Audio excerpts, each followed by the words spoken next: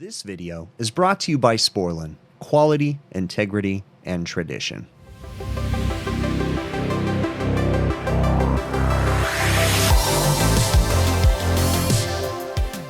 All right, just got a service call. It is Saturday, October 4th, and customers complaining that their beer is pouring warm.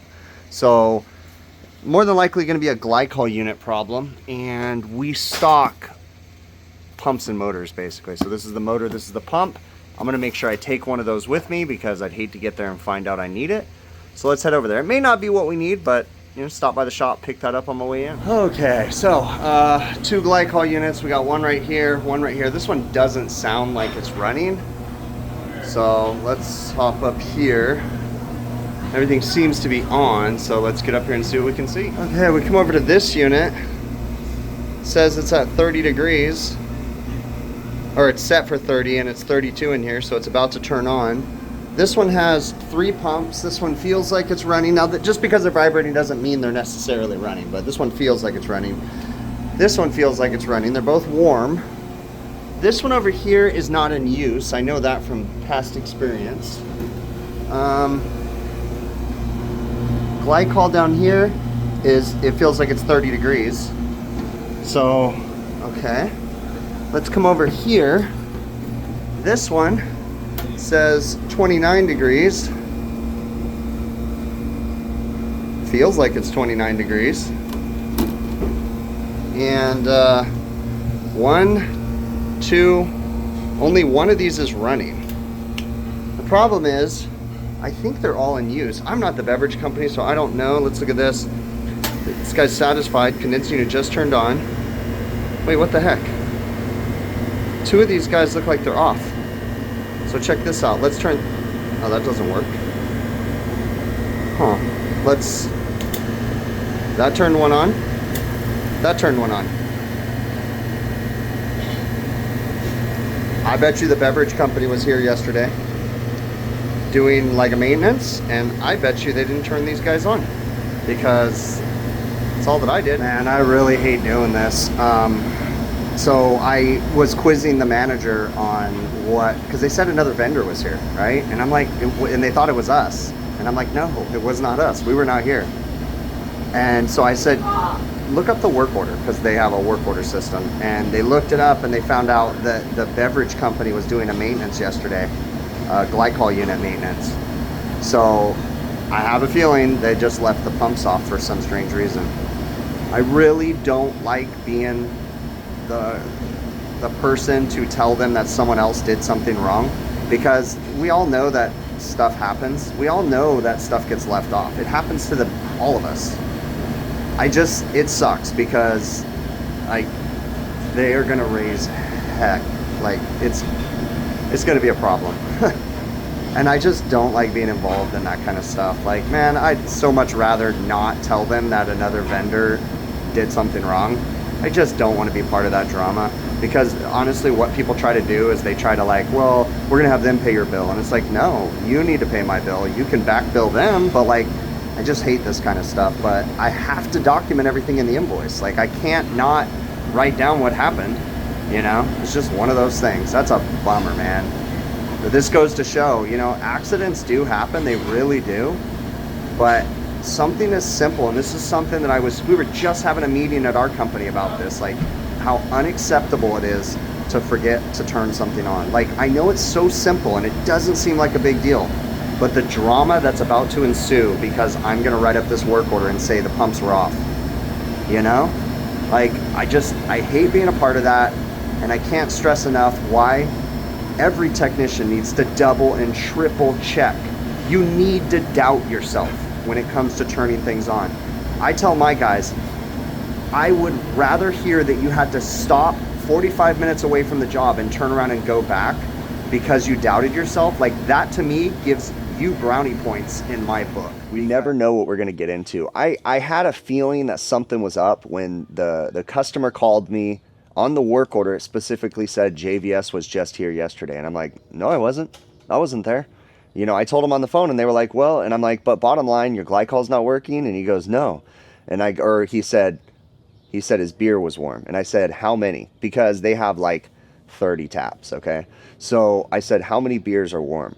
And they said, like 2 of them. And I go, if there's only 2 of them, there's something wrong with the delivery system. I said, you have like 30 beers.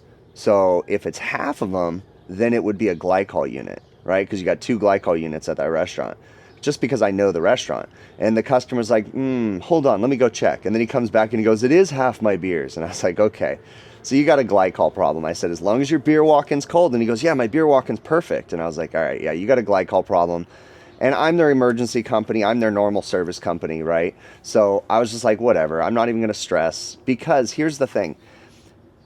A service call to me it's an inconvenience at times, right? So, but I mean, they are to do that. That's what we're here for. So when I get a call, I'll give the customer some troubleshooting advice over the phone, but I'm not going to give them advice that they're going to have to like take 2 hours, then call me back, because that's prolonging the inevitable of me having to go run that service call. Okay. On my weekends or my late evenings, if I have a call, I just want to get it done. So when the customer called me and said, yeah, you were just here. And I was like, no, I wasn't. I knew something was up. I could have gone into who did you call, do some research, right? But what happens if inevitably they still needed me to go out there and solve the problem, right? It just prolonged my visit. So I'll do limited troubleshooting advice. Then I'm like, okay, it's down. I'm going out there, right?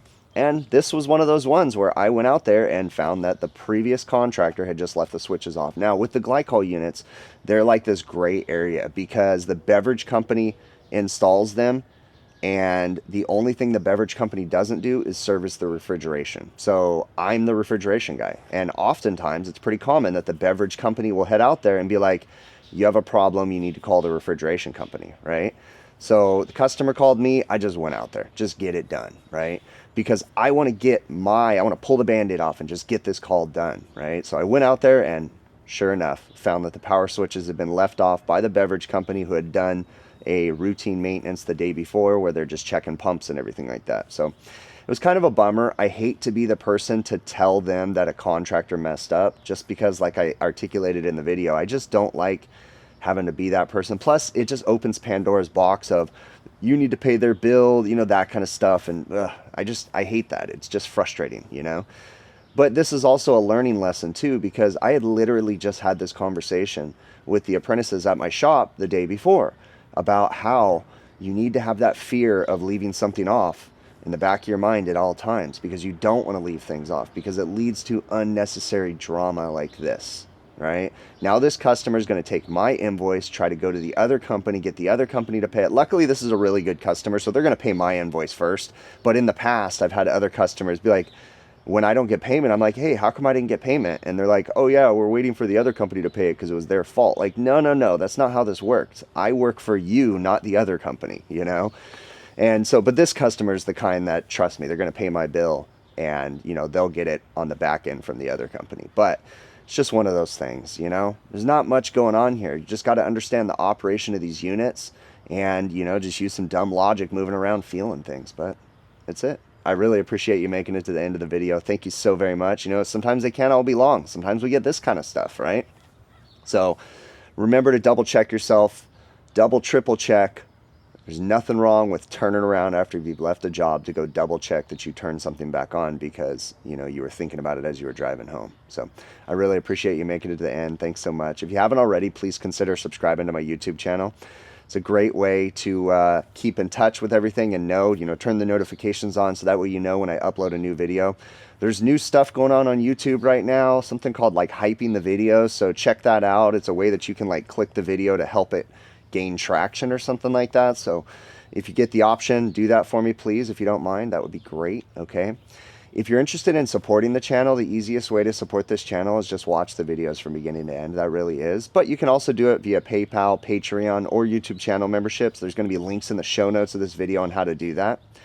And also, you can go to my website, HVACRvideos.com, where we have merchandise such as these hats right here. Great way to help support the channel. We fulfill them ourselves. My wife is the one that does all the fulfillment. So, great way to help support the channel. Again, HVACRvideos.com.